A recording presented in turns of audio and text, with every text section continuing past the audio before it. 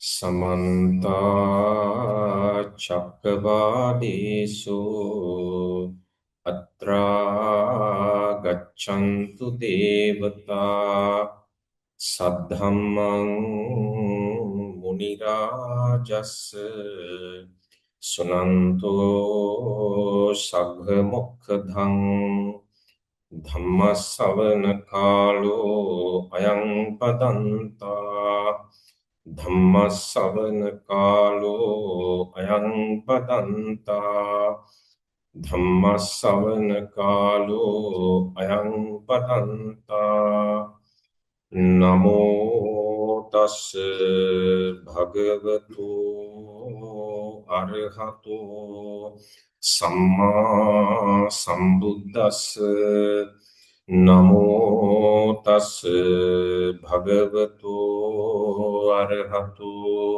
Samma Sambuddhassa Namo Tassa Bhagavato Arahato Samma Sambuddhassa Panchimani Maharaja Alabhanihani Thanani Samanena va Brahmanena va Devena va Marena va Brahmuna va Kena Chiva Lokasmintiti. Dear faithful listeners, today we are going to start a very important Dhamma Desana, a Dhamma talk, preached by the Buddha. For this Dhamma discourse, I have selected one Dhamma sermon from Anguttara Nikaya, the numerical discourses of the Buddha.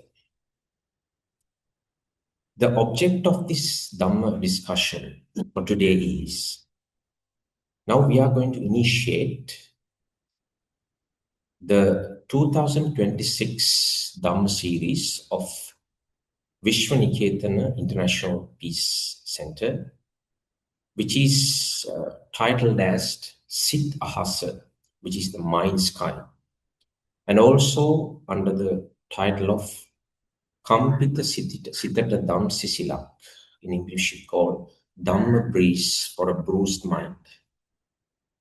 In line with this theme, we have selected this Dhamma discourse for today's Dhamma talk.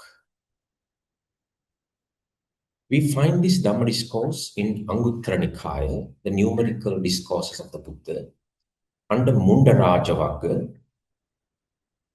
The title of the Dhamma discourse is Soka Salla Harana Sutta. In English we call Removing the Dart of Sorrow from the Mind. To say one word about this discourse before we start the Dhamma talk. In this Dhamma talk, in this Dhamma sermon, we see a very ancient but practically very modern Dhamma session. Specifically said, it is a counseling session, because we have heard the word psychological counseling, psychotherapeutic counseling likewise in today's world. But we should not forget that this tradition of counseling is not that modern. It has a very long history which goes back to the Buddha's time. After listening to this Dhamma discourse, you should reflect that, isn't it a very ancient but very practical and effective counseling session given by a person who has no defilements in the mind to a person who was in distress?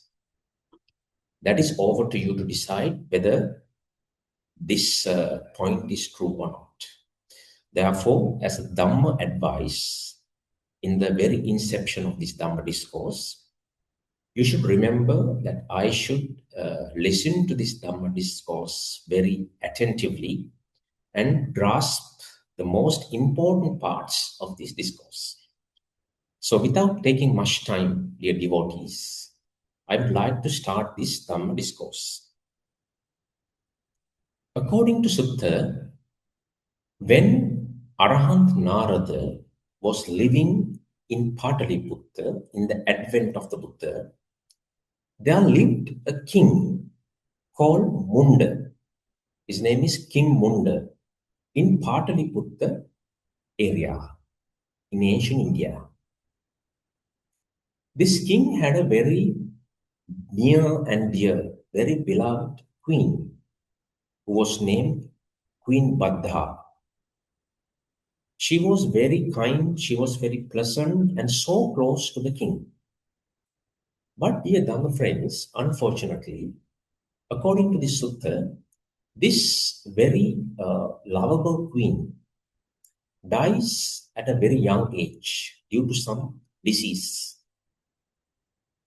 We know how we feel when a very close, near, and dear person passed away. How we feel that. In the same way, the king was so much affected with this untimely demise of this queen. So much so that from the moment he knew that Queen Bhatta had passed away, he stopped taking his regular meals. He stopped bathing as usual. He stopped anointing perfumes to his body. And moreover, he stopped attending his kingly administrative duties, day to day duties, properly, because he was in so much distress. Simply put, he was depressed after hearing the Queen Badda's passing away. He did not allow people to cremate that body. He kept it and is in with him, and he was brooding over that dead body day and night, thinking that what a loss I underwent. Then, after 2 3 days, dear Dhamma friends, this king called his most closest person in the palace. He's the treasurer of the palace. His name was Piyaka, a minister. He called, dear Piyaka, come here. You take this Queen Badda's dead body. You make one iron vat, iron boat. You fill it with sesame oil and you immerse this body in that oil. And you take another empty iron vat, iron boat, and you enclose it, you close it with that, and keep it in my bedroom besides my bed. Then we will be able to see the Queen Badda's body day and night, and we can preserve it much longer. Dear Dhamma friends, this king thought if he could keep this Queen Badda's body longer and keep watching it day and night, his grief, his sorrow will be lessened. But unfortunately, it happened exactly the otherwise. Day by day, his sorrow was increased. Then, dear devotees, this Minister Piyaka, the treasurer of the king, he was a Kalyana Mitra to this king. Then he was thinking to himself, this king's queen is dead. From the moment she died, our king is not bathing properly. He's not taking his regular meals. He's not anointing any perfumes to his body. On top of that, he's not attending to his day-to-day kingly administrative duties of his country. We can't go like this any longer, because if we were to go like this, not only king's life, but also the entire country would be in a very, very great calamity. Therefore, he thought, I should do something. Then what he thought next was, he was thinking, is there any Shramana or Brahmin or any ascetic in this area to whom I can take the king and who can preach some Dhamma to our king so that the king would abandon this dart of sorrow from his heart. When he was thinking like that way, dear devotees, one name came to his mind. What is that? Venerable Narada. So he was thinking to himself, there lives Venerable Narada in the Arama. In English, we call the Cox Park, Kukkutarama. There's a beautiful temple. There lives one Venerable Narada in that temple. A very good fame has spread around the country about him like this. He is very intelligent. He is very virtuous. He is very pious. He is a very good orator of Dhamma. He is an artful speaker of Dhamma. And he is a very good counselor. Moreover, he is an Arahant. This is the good name which have been spread around the country on him.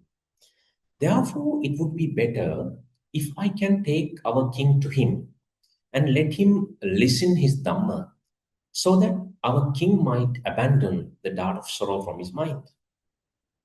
Thinking this way, dear Dhamma friends, this speaker immediately went to the king and told him, Your Excellency, there is one Venerable Narada in Kukkutharami of this Pataliputra. There is a very good fame spreading throughout the country about him, like he's an intelligent, he's a very competent, he's an artful speaker, he's knowledgeable, and on top of that, he is an Arahant. Therefore, Your Majesty, I think it would be better if you can go to him and listen to his Dhamma. And after listening to Dhamma, I think that you will be able to abandon your dart of sorrow, which is pierced in your heart. Having heard this suggestion, dear Dhamma friend, the king is also thinking, the king took it as a very positive suggestion. Why? Although he is undergoing this distress, he had understood that he cannot go anymore like this because his body is very weak, mind is very weak. He's seeing that other peoples are also worrying about him. Therefore, he immediately told Piyaka, well, Piyaka, you can go to Venerable Narada and talk to him on behalf of my name. And please take his permission for me to meet him and listen to his Dhamma. Why? Because it would be very unbecoming of me if I were to go straight away to him without his prior permission. In other words, Dhamma friends, the king was thinking that it is not proper. He is not in a position to straight away go to that Venerable Narada and speak to him out of respect. In today's world, Dhamma friends, so much rulers, so much administrators are there in this country and other countries. But they don't have this much respect towards Shramanas and Brahmins in today's world.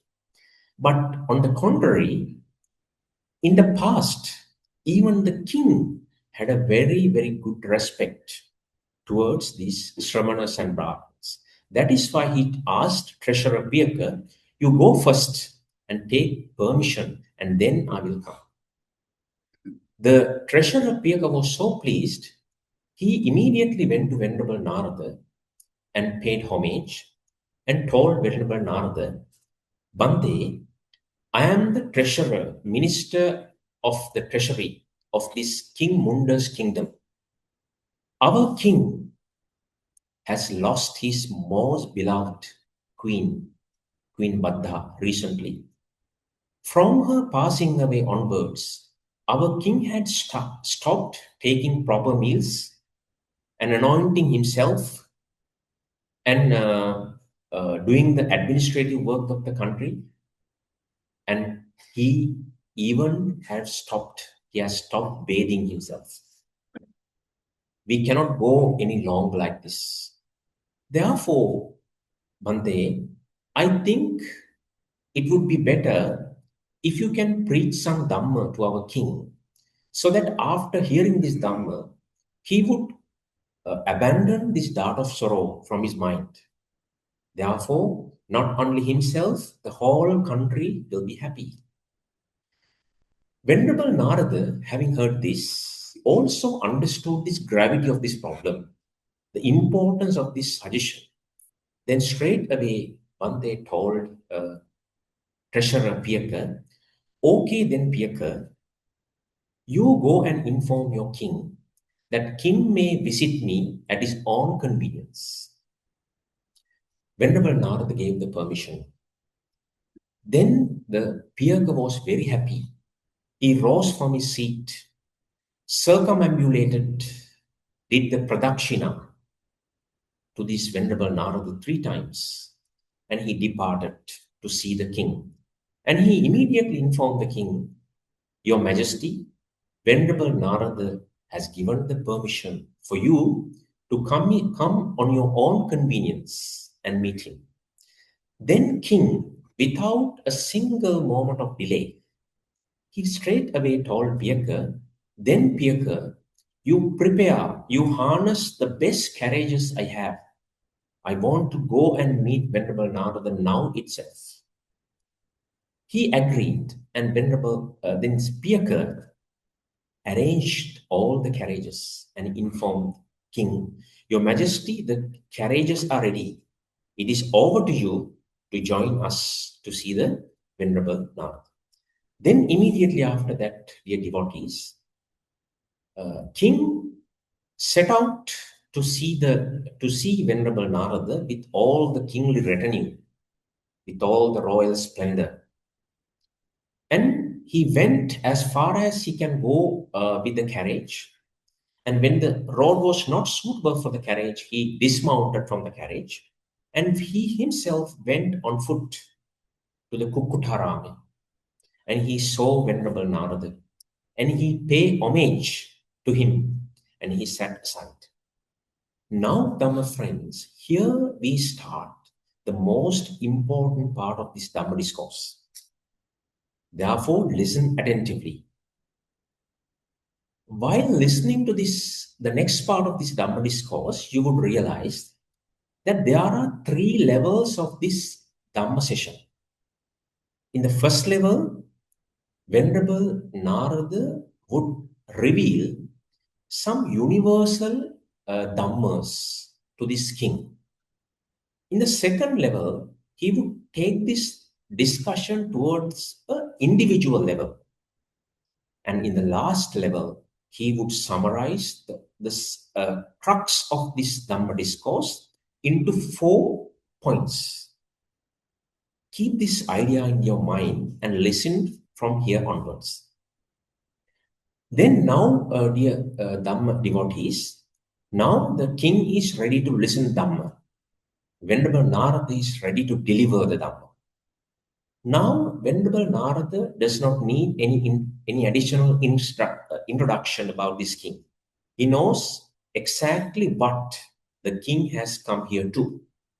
Then he straight away started his discourse. Venerable Narada starts this discourse with the Dhamma line. I just started today's Dhamma discourse. What is that? Panchimani Maharaja Alabbaniyani Thanani Samanenava Brahmanenava Devenava Marenava Brahmunava Kenachiva Lokasmi. Meaning, there are 5 situations, dear king, which are unobtainable For a Brahmin, for a Deva, for a Mara, for a Brahma, for any mighty being in the world. These five are unobtainable. What are they? First one, Jaradammang ma jiriti alabbanyani thanani samanena va brahmanena va devena va marena va brahmuna va kinachiva lokasmiti. Although one wishes,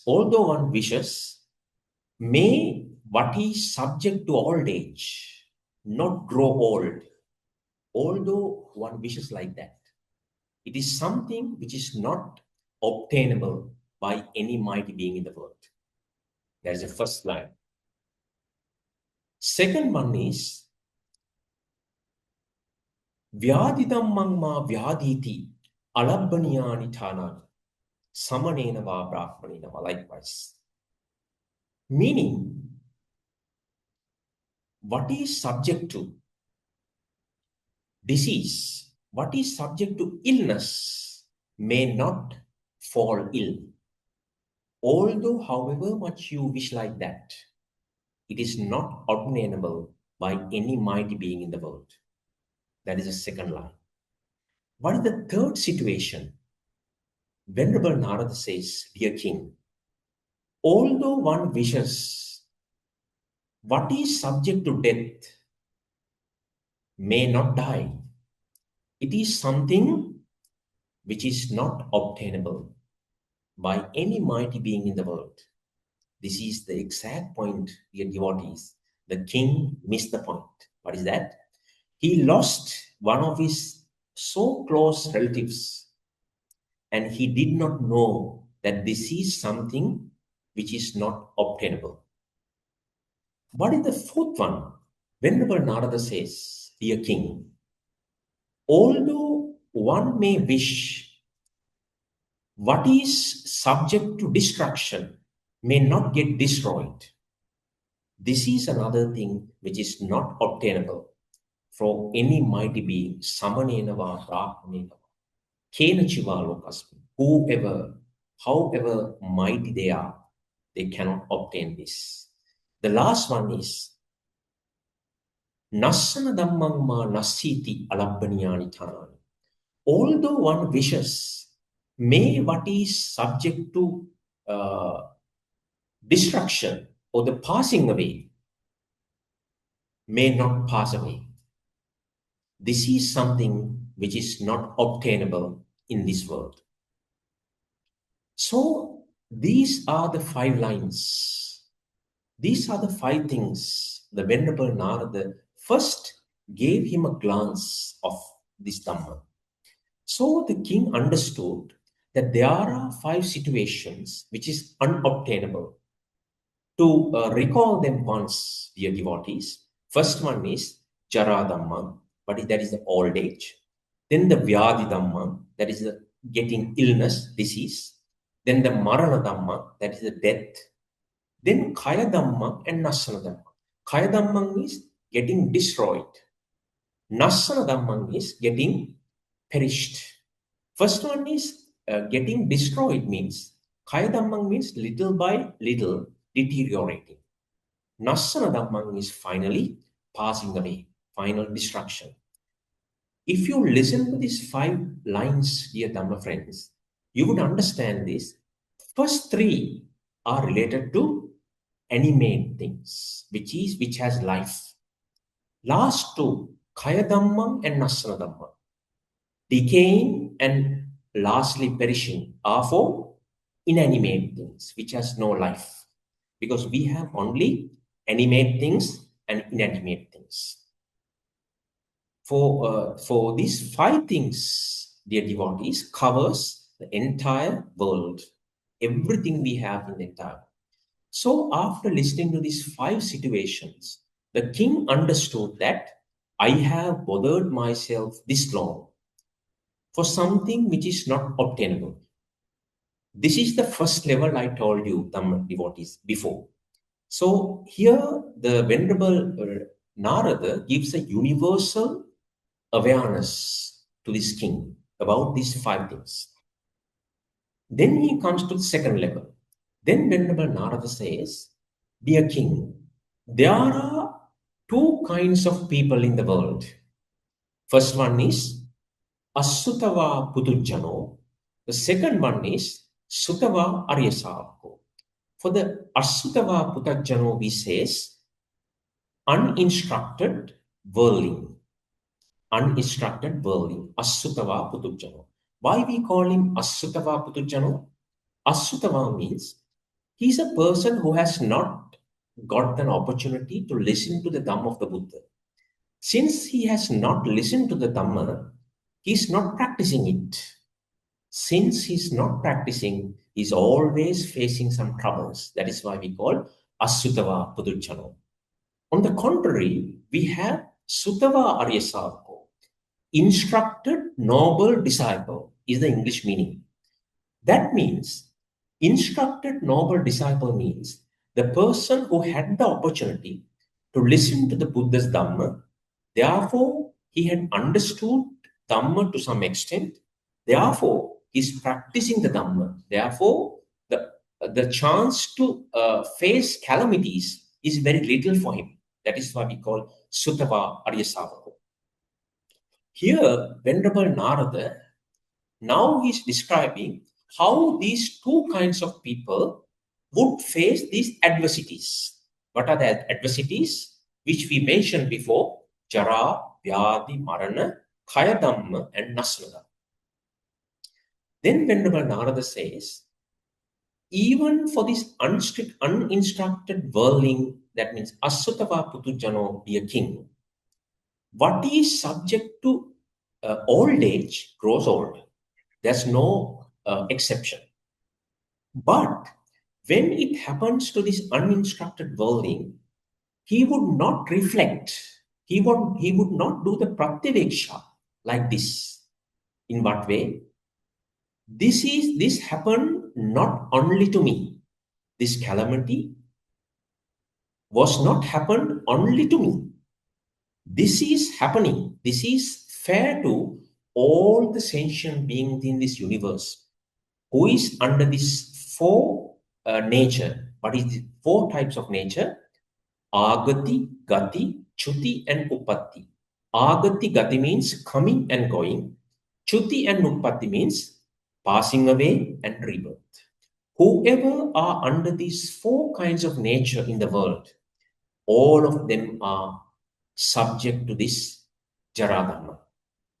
Not only me. Therefore, if I were to lament, if I were to languish, if I were to sorrow, if I were to beat my breast for my hand, if I were to get confused when met with such a calamity, when met with such an adversity, when met with such a vicissitude of the world, then the food I intake would not digest properly. When the food is not digested properly, my body complexion would grow poor. When my body strength is very poor, I would not be able to perform my day-to-day duties. Then what would be the final result?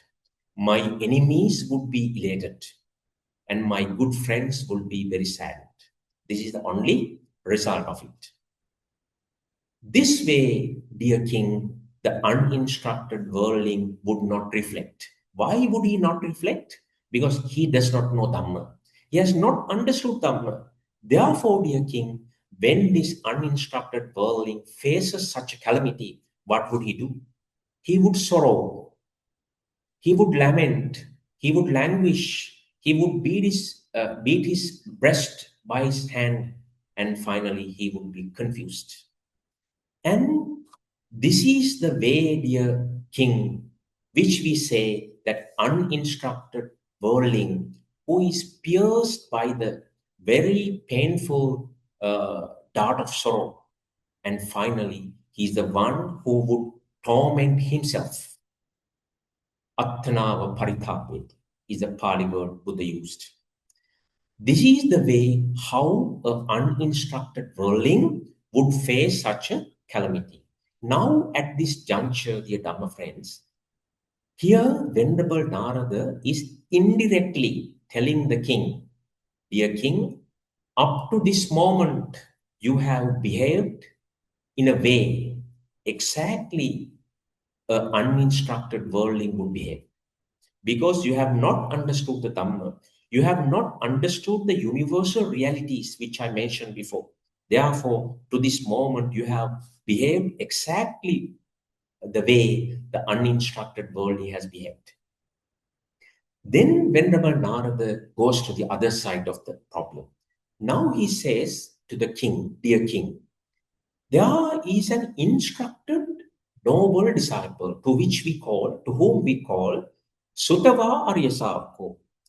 But even for him, dear king, what is subject to grows old. He's not an exception. But there's a difference. Since he's a Sutava Arya Savako, when such calamity happens to him, what would he do?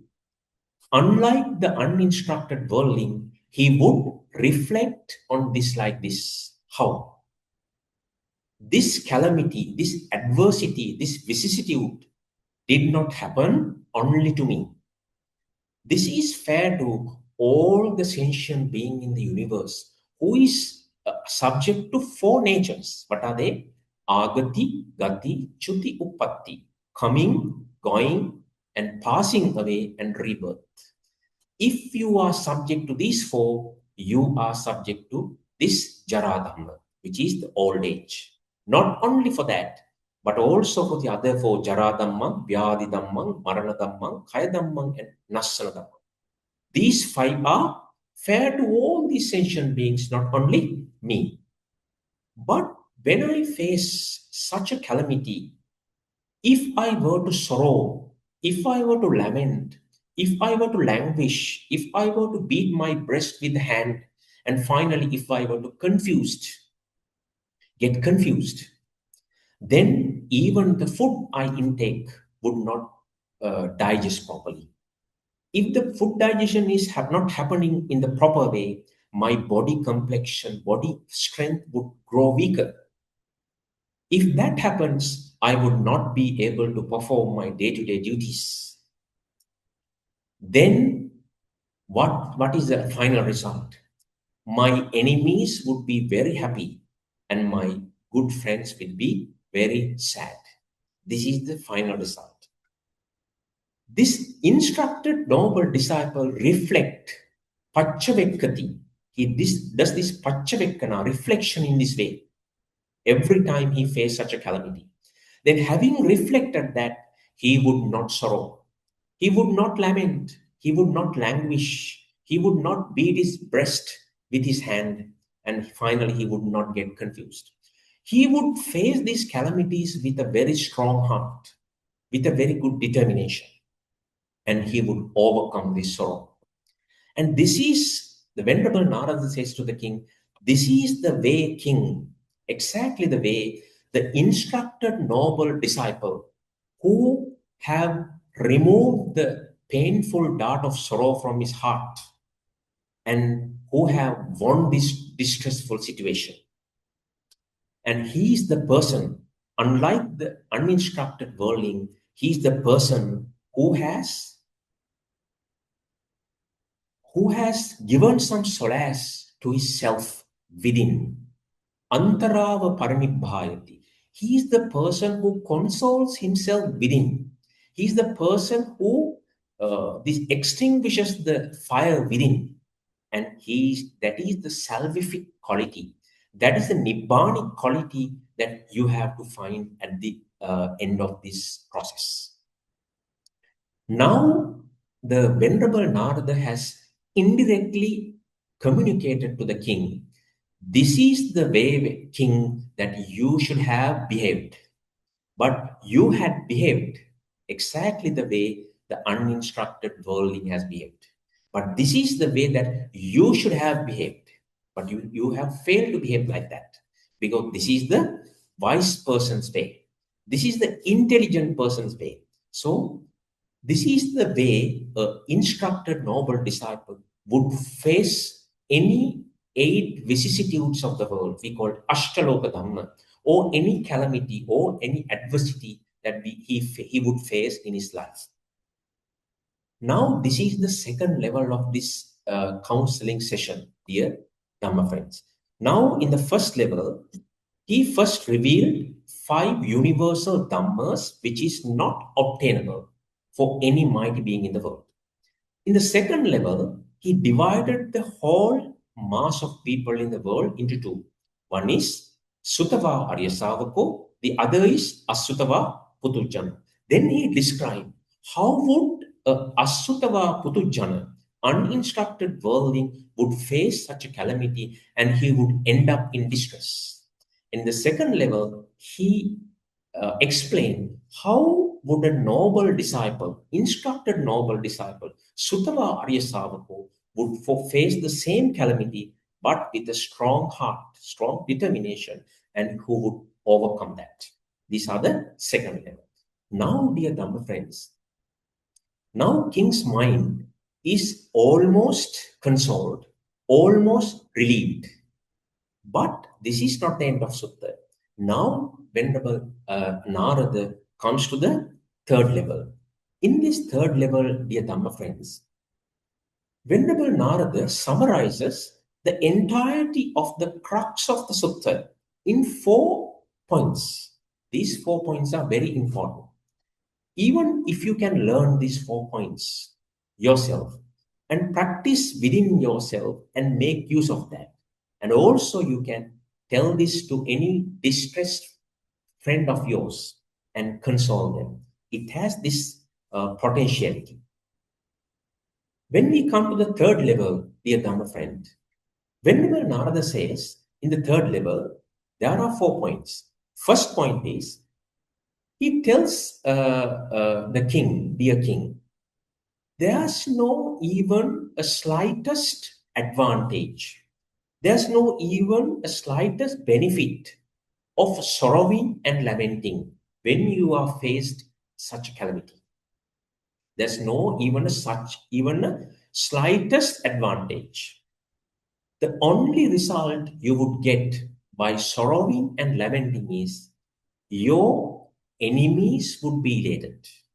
Having seen you so distressed, so depressed, they would be elated. That is the only use, that's the only benefit for yourself by lamenting and sorrowing.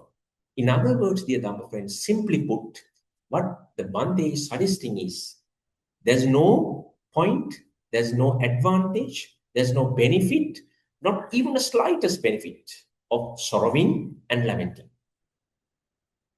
Then he comes to the second point. Then he says, dear king, if there is a person in the world who is called an intelligent person and wise person, he uses the word atta vinichchayanyu. The meaning of this Pali word is the person who has the potentiality to discern, to distinguish between what is good and what is bad, and what is beneficial and what is not beneficial. The person who has this potentiality, who has this strength of distinguishing between the good and bad, who is a very wise and intelligent person, how would he behave when faced in such a calamity? He would not sorrow, he would not lament, he would face the situations then and there with a very strong heart, and he would overcome this situation.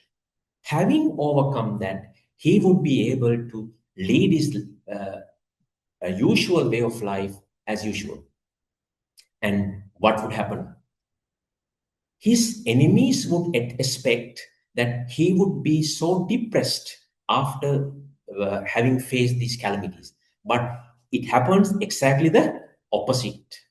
Having seen exactly the same face before the calamity and after the calamity, his friends, his enemies would be very sad because his facial expressions before the problem and after the problem are the same. Why? Because he's a instructed noble disciple. So this is the second point. And when we come to the third point, dear Dhamma devotees, having heard this, after hearing this point, you would understand how practical, how balanced, how realistic the Buddha's Dhamma is. In this third point, Venerable Narada says, Dear King, but if you or any other person who is trying to give a solution for any calamity, to overcome overcome these calamities, any adversities, if there's anything that you can do, such as a preaching, a chanting of paritta, or extending some blessings, or doing a dana and transforming some merits, and performing some rituals, and giving some medication, whatever the way, if you can do any good by any of these means to overcome this calamity that you or any other have faced, you should do that. That means, dear Dhamma friends, although these five things, Jara, Vyadi Dhamma, Kaya Dhamma, and Nasana Dhamma, are five universal, unobtainable situations, but in our day to day life, if we can do something to help somebody to overcome these situations, you have to try that.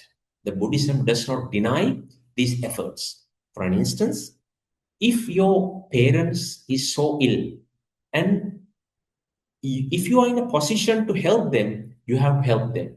But thinking that getting ill or getting caught of a disease is a universal dhamma, therefore I should not help them, you should not think like that.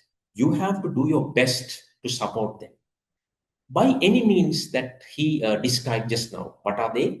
By rituals, by preachings, by blessings, or giving dana and transforming merits, and anyway, by medication or any way, any possible way, you have to try the best way. And that is up to you in which level that you are going to help them. That is the thing that you should do. This is the third level, dear Dhamma friends. And the last point comes. Here, Venerable Narada says, but, dear king, if there comes any moment, any one single moment, beyond this moment that you or any mighty being in the world cannot do anything beyond this moment to overcome this calamity, if you come to that very moment, that when you realize that we cannot do any good beyond this point, what you should do? The only thing left to be done is you should think this way. This is one line of Dhamma preached by the Buddha. You should recall this Dhamma line and you should console yourself. What is that line? He says, Kamhang dalhan kinti karo vidhaniti. Kamhang dalhan means the kamma has now grown very strong. Kinti karo vidhaniti. What should I do now? This is the recall this Buddha's Dhamma preaching line, and you should reflect this again and again and console your mind. Why?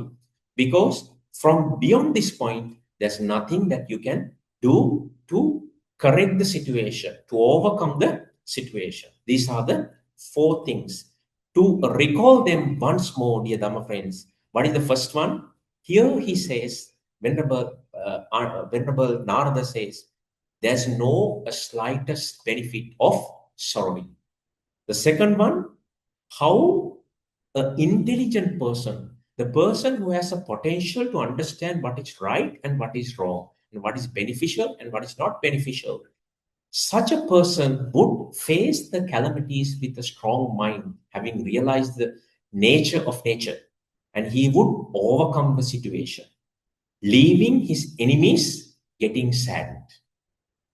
His facial expression would not change after facing the calamities, the before and after the same. That's the second one. Third one, the Buddha advises us, giving the instruction for us. You should do whatever possible in your level best to overcome any calamity in the world. Buddhism does not deny that. But there comes the fourth point there Buddha says, if you come to a point beyond which you cannot do any good to overcome this situation in such a juncture, you should reflect this Dhamma point. What is that? Kamhang dalhang kinti karomi dhaniti. The Kam has grown so strong, therefore there's nothing I can do anymore. So having reflected this Dhamma line, you should console yourself. This is the last one. So having heard this entire counseling session, this Dhamma session, the king's mind became very happy, became very relieved, became very soft and very light. He was so pleased.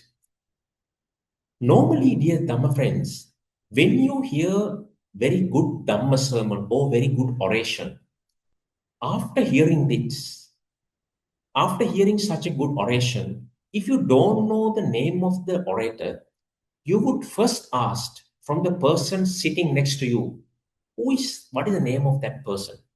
That is a normal way. But the king did not want to ask that name because he knew the name. Instead of asking that name, he straight away asked from Venerable Narada, Bante, what is the name of this Dhamma exposition you just delivered?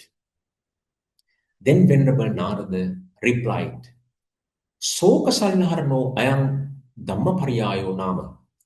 Dear king, this Dhamma exposition is called removing of the dart of sorrow. Removal of the dart of sorrow. Soka Sallaharana Suttang. This is the name of this Dhamma exposition. Then, having heard that, king was so happy. He said 3 times the same line. What is the same line? Absolutely, yes, Venerable Sir. It is absolutely a removal of dart of sorrow. It is exactly the removal of dart of sorrow. It is exactly the removal of dart of sorrow. Having heard your Dhamma exposition, I myself abandoned the dart of sorrow from my heart. Now my heart is so light, so happy, and so consoled. He was so happy, so much so that he straightforwardly instructed the person who is next to him. Who was the person? Pirka. He told Pirka, Dear Pirka, you go and get the Queen Bhadda's body, which is kept beside my bed, and take that body respectfully and cremate it and take the ashes and make a memorial funeral mound for Queen Bhadda and pay some respect. Why? Because from today onwards, I will start taking my regular meals as usual. I will start anointing perfumes to my body as usual. I will start bathing as usual. I will start attending to the kingly administrative duties of my country as usual. The king took the decision then at that moment itself, without a fraction of a delay. Come, friends, that is another good quality of a person. What would we do when we hear some good advice from somebody else? We would decide, okay, I will start from tomorrow. I will start from next week. I will start from next month.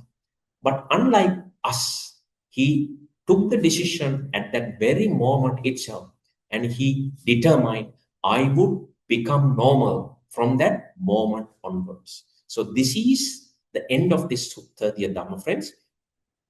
But when you recall this entire Dhamma discourse, don't you feel that it is a counseling session? You must have heard that counseling, psychological counseling, grief counseling, family counseling, whatever the title you give it to it. The counselor is a role model who should give counsel to the client who comes to him. But there are some principles, there are some ethics of counseling. But if you look at this counseling session from starting to end, you can see a very, very methodical flow. How this Venerable Narada addressed these king's mind in 3 levels. First, giving a universal truth, then coming to the individual level, Then after summarizing the entirety of the sutta, entirety of the crux of the sutta in 4 points, but the most important thing I see in this sutta, Dhamma friend, modern psychological counseling cannot give salvific insights, some insights which would take you to the destruction of entirety of dukkha from your life. But the sutta at the end takes you to some salvific height so that you can, if you are not a person who has not initiated your salvific journey, you can take a start. You can take a good start from the sutta. Not only the secular, the this worldly console, the solace that you can receive from this sutta, from this counseling session, but also you can have some spiritual solace from this sutta. This is the exact point where the modern counseling misses, because they do not address the spiritual health of the person. So here we have both this world benefits and next world benefits for the beneficiary. But another point is the counselor itself is a niklesi, is a person who has removed all the fetters, all the defilements from his body. But remember, all the counselors, except arahants in this world, are counselors who have some level of defilement in their mind. Therefore, the counseling they deliver may have some defects. That is not their fault, because, but the problem is they have this defilement. But here, the counselor himself is an arahant who has eradicated all the defilements, nikleshi. Therefore, there's not a single chance of error for delivering this counseling. In that sense, in that dimension also, this session is very beneficial, not only for the King Munda, but also for all the other people who can read this, who can go through this sutta and benefit. So I will not be taking any longer. Since the time has gone out, I will end up this Dhamma sermon from here. So let us think like this way. Since we have heard this Dhamma from starting to end with a very faithful mind, with a very calm and quiet mind, we have accrued so much merit.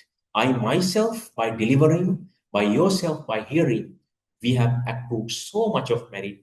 Let us let us transfer all the all the punya that we have accrued by listening and by preaching this Dhamma, first to all the deities who would protect this world, who would protect this Buddha Sasana, and who would protect us all. And may they rejoice in this merit, and may they attain finally the supreme bliss of Nibbana.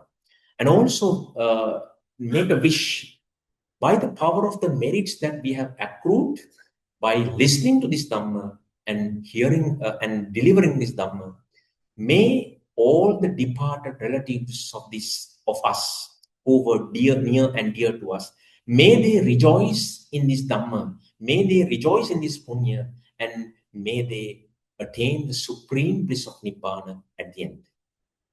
And also make a wish, all the war heroes who have dedicated their life, limb, and liberty for the sovereignty and integrity of this country, may they rejoice in this Dhamma, may they rejoice in this Punya, and may they attain the supreme bliss of Nibbana. Having said that, I would end this short Dhamma discourse, and may all the beings be free and sorrow, and be free from sorrow and pain. आकाशट्ठा च बुम्मट्ठा देवानागा महिद्दिका पुण्यन्तं अनुमोदित्वा चिरं रक्षन्तु शासनं आकाशट्ठा च बुम्मट्ठा देवानागा महिद्दिका पुण्यन्तं अनुमोदित्वा चिरं रक्षन्तु देशनं आकाशट्ठा च बुम्मट्ठा देवानागा महिद्दिका पुण्यन्तं अनुमोदित्वा चिरं रक्षन्तु त्वं सदा.